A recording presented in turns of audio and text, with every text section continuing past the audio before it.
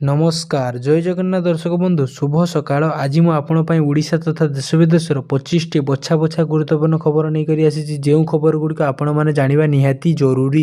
ଏଥିମଧ୍ୟରେ ସୁଭଦ୍ରା ଯୋଜନା, କାଳିଆ ଯୋଜନା, ration card, Awas Yojana, CM କିଷାନ, ପିଏମ କିଷାନ, ସୁନା ଦର, ପେଟ୍ରୋଲ ଦର, ପାଣିପାଗ, କରୋନା ଅପଡେଟ୍ ଏବଂ ନୂତନ ସରକାରୀ ଯୋଜନା ବହୁତ ସାରା ଖବର ରହିଛି। ସେଥିପାଇଁ ଭିଡ଼ିଓଟିକୁ ଶେଷ ପର୍ଯ୍ୟନ୍ତ ଦେଖନ୍ତୁ। ତା ସହିତ ଆପଣ এই ନ୍ୟୁଜ୍ଟିକୁ କେଉଁ ଜିଲ୍ଲାରୁ ଦେଖୁଛନ୍ତି ଆମକୁ ତଳେ କମେଣ୍ଟ ମାଧ୍ୟମରେ ଜଣାନ୍ତୁ।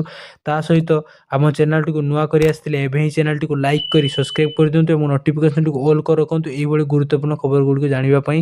ସର୍ବପ୍ରଥମେ ଚାଲନ୍ତୁ ଦର୍ଶକ ବନ୍ଧୁ ପ୍ରଥମ ଖବର ଉପରେ ଯିବା। ନୂଆ ବର୍ଷରେ ଏକାଥରେ ଦୁଇଟା କିସ୍ତି ପାଇବେ ସୁଭଦ୍ରା ହିତାଧିକାରୀ, ଉପମୁଖ୍ୟମନ୍ତ୍ରୀ ପ୍ରଭାତୀ ପରିଡ଼ାଙ୍କ ସୂଚନାରେ। ସୁଭଦ୍ରା ଯୋଜନାକୁ ନେଇ ବଡ଼ ଅପଡେଟ୍ ଦେଲେ ଉପମୁଖ୍ୟମନ୍ତ୍ରୀ ପ୍ରଭାତୀ ପରିଡ଼ା। ନୂଆ ବର୍ଷରେ ଏକାଥରେ ଦୁଇଟା କିସ୍ତି ପାଇବେ ସୁଭଦ୍ରା ହିତାଧିକାରୀ। ନୂଆ ଯୋଡ଼ି ହୋଇଥିବା ହିତାଧିକାରୀଙ୍କ ଆକାଉଣ୍ଟକୁ ଏକାଥରେ ଦୁଇଟା କିସ୍ତିର ଟଙ୍କା ଟ୍ରାନ୍ସଫର ହେବ। ଦୁଇଟା କିସ୍ତିର ଟଙ୍କା ଟ୍ରାନ୍ସଫର ହେବାକୁ ଜାନୁଆରୀ ପ୍ରଥମ ସପ୍ତାହରୁ କାର୍ଯ୍ୟ ତ୍ୱରାନ୍ୱିତ କରାଯିବ ବୋଲି କହିଛନ୍ତି ଉପମୁଖ୍ୟମନ୍ତ୍ରୀ। ଉପମୁଖ୍ୟମନ୍ତ୍ରୀ ପ୍ରଭାତୀ ପରିଡ଼ା କହିଛନ୍ତି, ସୁଭଦ୍ରା ଯୋଜନା ପାଇଁ ଆମେ ଏକ ପୋର୍ଟାଲ ଖୋଲିଛୁ, ଯାହାକୁ 21 ବର୍ଷ ହେଲା ସେମାନଙ୍କୁ ଆମେ ସୁଭଦ୍ରା ପୋର୍ଟାଲରେ ସଂଯୋଗ କରୁଛୁ। ଏହା ସହ ଏନ୍ଏଫ୍ଏସ୍ଏ ବା ଏସ୍ଏଫ୍ଏସ୍ଏସ୍ ତଥ୍ୟ ଅନୁଯାୟୀ ଯେଉଁମାନେ ଯୋଗ୍ୟ ଅଛନ୍ତି ସେମାନଙ୍କୁ ସୁଭଦ୍ରା ଟଙ୍କା ପ୍ରଦାନ କରାଯିବ। ଯେଉଁମାନେ ନୂଆରେ ଯୋଡ଼ି ହେଉଛନ୍ତି ସେମାନଙ୍କୁ ଏକାଥରେ ଦୁଇଟା କିସ୍ତିର ଟଙ୍କା ଦିଆଯିବ। ଏହି ଦୁଇ କିସ୍ତି ଏକାଥରେ ଦେବା ପାଇଁ ଜାନୁଆରୀ ପ୍ରଥମ ସପ୍ତାହରୁ ଆମେ କାର୍ଯ୍ୟକୁ ତ୍ୱରାନ୍ୱିତ କରୁଛୁ। ଯେଉଁମାନେ କିଛି ପାଇନଥିଲେ ବୋଲି ଚିନ୍ତା କରୁଥିଲେ, ନୂଆ ବର୍ଷ ଆସୁ ଆସୁ ସେ ଅଭିଯୋଗ ଆଉ ରହିବ ନାହିଁ। ସମସ୍ତେ ସୁଭଦ୍ରା ଯୋଜନା ଟଙ୍କା ପାଇବେ। ତେବେ ସୁଭଦ୍ରା ଯୋଜନାରେ 17 ଲକ୍ଷରୁ ଅଧିକ ନୂଆ ହିତାଧିକାରୀ ଯୋଡ଼ି ହୋଇଛନ୍ତି। 17,83,251 ମହିଳାଙ୍କୁ ଆନୁଷ୍ଠାନିକ ଭାବରେ ଯୋଜନାରେ ଯୋଡ଼ାଯାଇଛି। ସେହିପରି 9,36,283 ଆବେଦନକୁ ରିଜେକ୍ଟ କରାଯାଇଛି ବୋଲି ଉପମୁଖ୍ୟମନ୍ତ୍ରୀ କହିଛନ୍ତି। ସେପଟେ ଗତକାଲି ସୁଭଦ୍ରା ଯୋଜନା ପାଇଁ 295 କୋଟି ଅତିରିକ୍ତ ବ୍ୟୟବରାଦ ବିଧାନସଭାର ଅନୁମୋଦନ ପାଇଁ ଉପସ୍ଥାପନ ହୋଇଛି। ସେପଟେ ଭୁବନେଶ୍ୱର ସ୍ଥିତ କୃଷି ଭବନରେ ଉନ୍ମୋଚିତ ହୋଇଛି ଜେଣ୍ଡର ରେସ୍ପନ୍ସିଭ୍ ସେଲ୍। ଉପମୁଖ୍ୟମନ୍ତ୍ରୀ ତଥା କୃଷିମନ୍ତ୍ରୀ କନକ ବର୍ଦ୍ଧନ ସିଂ ବା ଉପମୁଖ୍ୟମନ୍ତ୍ରୀ ତଥା ମହିଳା ଶିଶୁ ବିକାଶ ବିଭାଗର ମନ୍ତ୍ରୀ ପ୍ରଭାତୀ ପରିଡ଼ାଙ୍କ ଉପସ୍ଥିତିରେ ଜେଣ୍ଡର ରେସ୍ପନ୍ସିଭ୍ ସେଲ୍ର ଉଦ୍ଘାଟନ କରାଯାଇଛି। ଏହି ସେଲ୍ ମହିଳାମାନଙ୍କ ତାଲିମ, ବଜାର ସଂଯୋଗୀକରଣ, ଋଣ ପ୍ରଦାନ, ଅନ୍ତର୍ଦେୟ ବିକାଶ ଆଦିରେ ସହାୟକ ହେବ, ଯାହାକି ମହିଳାଙ୍କ ନେତୃତ୍ୱରେ ବିକାଶ ପାଇଁ ଏକ ସୁଦୃଢ଼ ମଡେଲ ସାଜିବ। ମିଲେଟ୍ ଚାଷ ପ୍ରକ୍ରିୟାକରଣରେ 70ରୁ 80% ଭାଗ ମହିଳାଙ୍କୁ ହିଁ ଜଡ଼ିତ ଥିବାରୁ ଏହି ସେଲ୍ ଓଡ଼ିଶାର ମିଲେଟ୍ ବିପ୍ଳବକୁ ଆହୁରି ତ୍ୱରାନ୍ୱିତ କରିବ ବୋଲି ଉପମୁଖ୍ୟମନ୍ତ୍ରୀ ପ୍ରଭାତୀ ପରିଡ଼ା କହିଛନ୍ତି। ଦର୍ଶକ ବନ୍ଧୁ ପରବର୍ତ୍ତୀ ଖବର ଉପରେ ଯିବା। ନୂଆ ବର୍ଷରୁ ଏମାନଙ୍କୁ ମିଳିବନି ରାସନ ବା ଡିସେମ୍ବର 31 ସୁଦ୍ଧା କରିନିଅନ୍ତୁ ଏହି କାମ। ରାସନ କାର୍ଡ ହିତାଧିକାରୀଙ୍କ ପାଇଁ ଏହି ଗୁରୁତ୍ୱପୂର୍ଣ୍ଣ ସୂଚନା। ସମସ୍ତ ରାସନ କାର୍ଡ ହିତାଧିକାରୀଙ୍କୁ ଡିସେମ୍ବର 31 ପୂର୍ବରୁ ଏହି ଜରୁରୀ କାର୍ଯ୍ୟ ସମାପ୍ତ କରିବାକୁ ପଡ଼ିବ। ଯଦି ଏହି କାର୍ଯ୍ୟ ସମୟ ମଧ୍ୟରେ ଶେଷ ନ ହୁଏ, ତେବେ ଆପଣଙ୍କର ରାସନ କାର୍ଡ ବନ୍ଦ ହୋଇପାରେ। ଏହା ସହିତ ଆପଣ ରାସନ କାର୍ଡ ସହିତ ଜଡ଼ିତ 7ଟି ଭିନ୍ନ ଯୋଜନାର ଲାଭ ଉଠାଇ ପାରିବେ ନାହିଁ। ପ୍ରକୃତରେ ଡିସେମ୍ବର 31 ପୂର୍ବରୁ ଆପଣଙ୍କ ରାସନ କାର୍ଡ ଇ-କେୱାଇସି ସମାପ୍ତ କରିବା ବାଧ୍ୟତାମୂଳକ। ଯଦି ଇ-କେୱାଇସି ରାସନ କାର୍ଡ ଇ-କେୱାଇସି ସମୟ ମଧ୍ୟରେ ସମାପ୍ତ ନ ହୁଏ, ତେବେ ଆପଣଙ୍କୁ ଜାନୁଆରୀ 1ରୁ ରାସନ କାର୍ଡ ବନ୍ଦ ହୋଇଯିବ।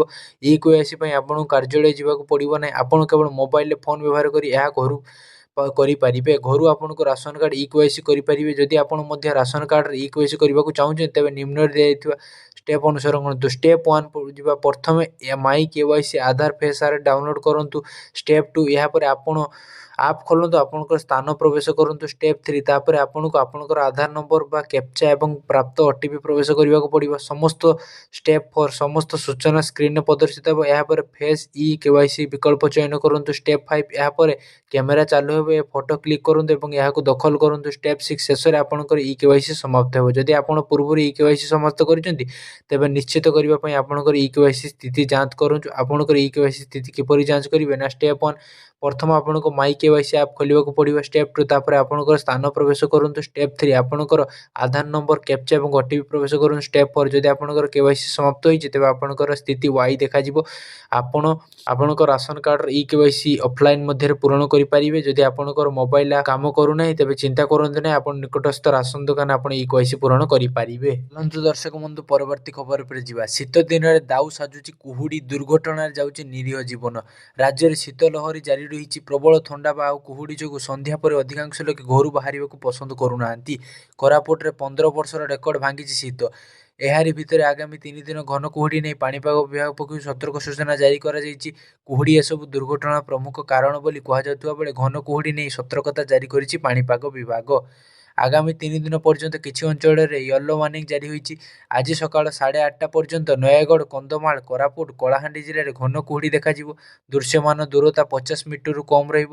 ଗତ 15 ବର୍ଷ ମଧ୍ୟରେ ଚଳିତ ବର୍ଷ କୋରାପୁଟରେ ସବୁଠୁ ଅଧିକ ଥଣ୍ଡା ଅନୁଭୂତ ହୋଇଛି। 24 ଘଣ୍ଟାରେ କୋରାପୁଟର ସର୍ବନିମ୍ନ ତାପମାତ୍ରା 4.8 ଡିଗ୍ରୀ ଦେଖିବାକୁ ମିଳିଛି।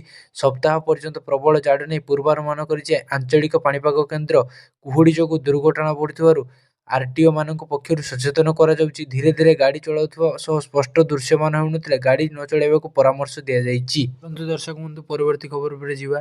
କେବେ ବୃଦ୍ଧି ହେବ ଦରମା ଆଉ କେବେ ବୃଦ୍ଧି ହେବ ଅଷ୍ଟମ ବେତନ କମିଶନକୁ ନେଇ ଆସିଲା ବଡ଼ ଅପଡେଟ୍। ସପ୍ତମ ବେତନ କମିଶନର କାର୍ଯ୍ୟକାଳ ଡିସେମ୍ବର 31, 2025ରେ ଶେଷ ହେବାକୁ ଯାଉଛି ଏବଂ ଦେଶବ୍ୟାପୀ ଲକ୍ଷ ଲକ୍ଷ କେନ୍ଦ୍ରୀୟ କର୍ମଚାରୀ ବା ପେନସନ ଭୋଗୀ ଅଷ୍ଟମ ବେତନ କମିଶନ ବିଷୟରେ ଜିଜ୍ଞାସୁ ଓ ଦ୍ୱନ୍ଦ୍ୱରେ ଅଛନ୍ତି। ସାଧାରଣ ବିଶ୍ୱାସ ଯେ ନୂତନ ବେତନ କମିଶନ ଜାନୁଆରୀ 1, 2026ରୁ କାର୍ଯ୍ୟକାରୀ ହେବ, କିନ୍ତୁ ସରକାର ଏପର୍ଯ୍ୟନ୍ତ ଦରମା ବୃଦ୍ଧି, ଫିଟମେଣ୍ଟ ଫ୍ୟାକ୍ଟର କିମ୍ବା ବକେୟା ବିଷୟରେ କୌଣସି ଆନୁଷ୍ଠାନିକ ଘୋଷଣା କରୁନାହାନ୍ତି। ପୂର୍ବ ବେତନ କମିଶନ ଅଭିଜ୍ଞତାକୁ ଦୃଷ୍ଟିରେ ରଖି ଏହା ପ୍ରାୟ ନିଶ୍ଚିତ ଯେ କାର୍ଯ୍ୟକାରୀ ତାରିଖ ପ୍ରକୃତ ଦେୟ ମଧ୍ୟରେ ଏକ ପାର୍ଥକ୍ୟ ଅଛି। ଉଦାହରଣ ସ୍ୱରୂପ ସପ୍ତମ ବେତନ କମିଶନର ସୁପାରିଶଗୁଡ଼ିକୁ ଜାନୁଆରୀ 2026ରୁ କାର୍ଯ୍ୟକାରୀ ବୋଲି ବିବେଚନା କରାଯାଇଥିଲା, କିନ୍ତୁ ଜୁନ 2016ରେ କ୍ୟାବିନେଟର ଅନୁମୋଦନ ମିଳିଥିଲା। ବକେୟା ପାଉଣା ବହୁ ପରେ ପର୍ଯ୍ୟାୟକ୍ରମେ ପ୍ରଦାନ କରାଯାଇଥିଲା। ବର୍ତ୍ତମାନ ସୁଦ୍ଧା ଅର୍ଥ ମନ୍ତ୍ରାଳୟ ଅଷ୍ଟମ ବେତନ କମିଶନକୁ ଏହାର ସୁପାରିଶ ଦାଖଲ କରିବା ପାଇଁ 18 ମାସ ସମୟ ଦେଇଛି। ତେଣୁ ଅନୁମାନ କରାଯାଉଛି ଯେ କମିଶନର ଚୂଡ଼ାନ୍ତ ରିପୋର୍ଟ 2027 ମଧ୍ୟଭାଗ ସୁଦ୍ଧା ପ୍ରକାଶିତ ହୋଇପାରେ।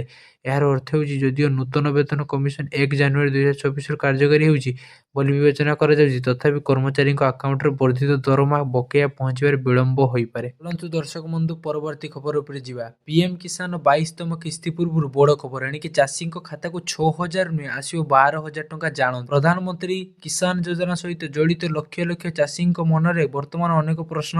କିଷାନ ସମ୍ମାନ ନିଧି ବା ପିଏମ କିଷାନ ସମ୍ମାନ ନିଧି 22ତମ କିସ୍ତି ଆସିବା ପୂର୍ବରୁ ସବୁଠାରୁ ଗୁରୁତ୍ୱପୂର୍ଣ୍ଣ ପ୍ରଶ୍ନ ହେଉଛି ବାର୍ଷିକ ରାଶି 6,000ରୁ 12,000କୁ ବୃଦ୍ଧି ପାଇବ କି? ଚାଲିଥିବା କଳ୍ପନା ଜଳ୍ପନା ମଧ୍ୟରେ ସରକାର ସଂସଦରେ ଏକ ସ୍ପଷ୍ଟ ଉତ୍ତର ପ୍ରଦାନ କରିଛନ୍ତି। ତେଣୁ କୌଣସି ଭୁଲ ବୁଝାମଣା ଏଡ଼ାଇବା ପାଇଁ ଦେଶର ଲକ୍ଷ ଲକ୍ଷ ଚାଷୀଙ୍କ ପାଇଁ ଏହି ଖବର ଜାଣିବା ଅତ୍ୟନ୍ତ ଗୁରୁତ୍ୱପୂର୍ଣ୍ଣ। ପ୍ରଧାନମନ୍ତ୍ରୀ କିଷାନ ଯୋଜନାରେ ଚାଷୀମାନେ ବର୍ତ୍ତମାନ ବାର୍ଷିକ 6,000 ଟଙ୍କା ପାଉଛନ୍ତି। ଏହି ରାଶି ସିଧାସଳଖ ସେମାନଙ୍କ ବ୍ୟାଙ୍କ ଆକାଉଣ୍ଟରେ 3ଟି କିସ୍ତିରେ ଜମା କରାଯାଏ। ଡିସେମ୍ବର 2025ରେ ଏକ ସଂସଦୀୟ କମିଟି ଏହି ପରିମାଣକୁ 12,000କୁ ବୃଦ୍ଧି କରିବାକୁ ସୁପାରିଶ କରିଥିଲା। ରାଜ୍ୟସଭାରେ ଏ ସମ୍ପର୍କରେ ଏକ ପ୍ରଶ୍ନ ଉଠାଯାଇଥିଲା।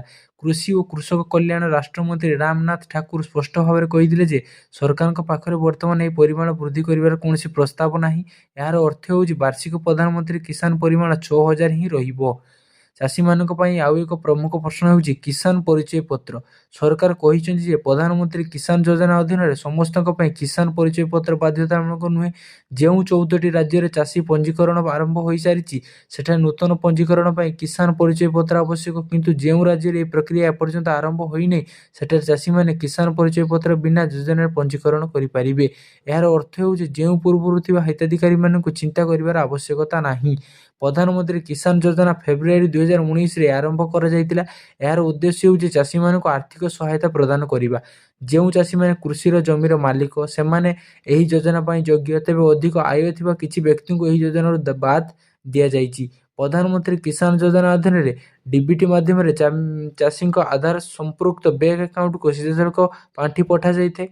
22ତମ କିସ୍ତି ଅପେକ୍ଷାରେ ସରକାରୀ ତଥ୍ୟ ଅନୁଯାୟୀ ପ୍ରଧାନମନ୍ତ୍ରୀ କିଷାନ ଯୋଜନା ଆରମ୍ଭ ହେବା ପରଠାରୁ 21ଟି କିସ୍ତି ଜାରି କରାଯାଇଛି। ଏହି କିସ୍ତି ମାଧ୍ୟମରେ ଚାଷୀଙ୍କ ଆକାଉଣ୍ଟକୁ 4.09 ଲକ୍ଷ କୋଟିରୁ ଅଧିକ ଟଙ୍କା ସ୍ଥାନାନ୍ତର କରାଯାଇଛି।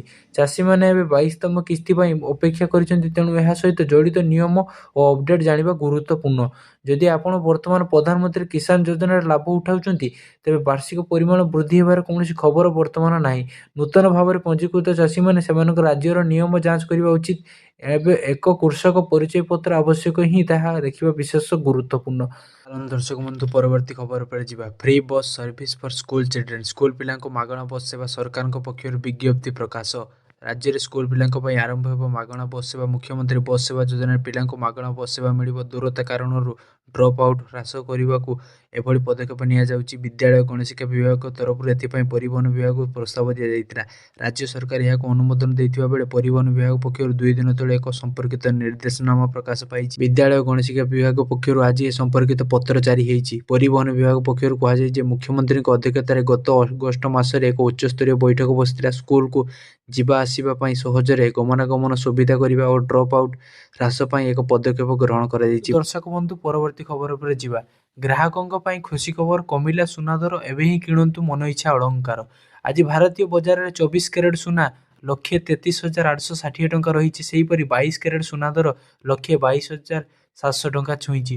ସେହିପରି ରାଜଧାନୀ ଭୁବନେଶ୍ୱରରେ 24 କ୍ୟାରେଟ୍ ସୁନା ମୂଲ୍ୟ 10 ଗ୍ରାମ ପିଛା 1,33,860 ଟଙ୍କା ରହିଥିବା ବେଳେ 22 କ୍ୟାରେଟ୍ ସୁନାର ମୂଲ୍ୟ ଥିଲା 1,22,700 ଟଙ୍କାକୁ ପହଞ୍ଚିଛି। ସେହିପରି ମୁମ୍ବାଇରେ 24 କ୍ୟାରେଟ୍ ମୂଲ୍ୟ 1,33,860 ଟଙ୍କା ଓ 22 କ୍ୟାରେଟ୍ ମୂଲ୍ୟ 1,22,700 ଟଙ୍କା ରହିଛି।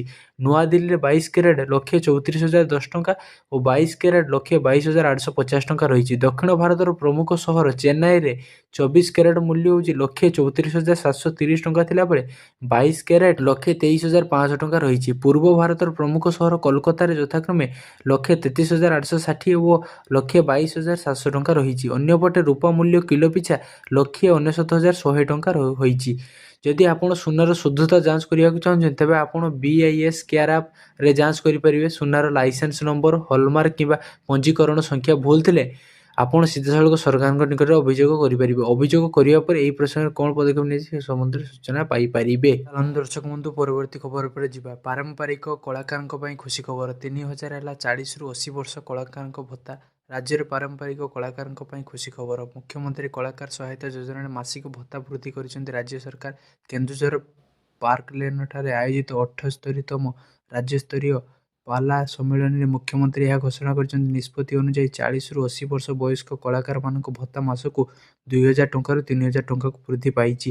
ସେହିପରି 80 ବର୍ଷରୁ ଅଧିକ ବୟସର କଳାକାରମାନଙ୍କ ମାସିକ ଭତ୍ତା 2,500 ଟଙ୍କାରୁ 3,500 ଟଙ୍କାକୁ ବୃଦ୍ଧି ପାଇଛି। ଏହାଦ୍ୱାରା ରାଜ୍ୟର 47,704 ଜଣ କଳାକାର ସେମାନଙ୍କ ପରିବାର ବର୍ଗ ଉପକୃତ ହେବେ। ଓଡ଼ିଆ ଅସ୍ମିତାର ସୁରକ୍ଷା ପ୍ରଚାର ପ୍ରସାର କରୁଥିବା କଳାକାରମାନଙ୍କ ସମ୍ମାନରେ ଏହି ଭତ୍ତା ବୃଦ୍ଧି କରାଯାଇଛି ବୋଲି ମୁଖ୍ୟମନ୍ତ୍ରୀ କହିଛନ୍ତି। ମୁଖ୍ୟମନ୍ତ୍ରୀଙ୍କ ଘୋଷଣା ଅନୁଯାୟୀ ମୁଖ୍ୟମନ୍ତ୍ରୀ କଳାକାର ସହାୟତା ଯୋଜନାରେ କଳାକାରମାନଙ୍କ ଭତ୍ତା ବୃଦ୍ଧି ହୋଇଛି।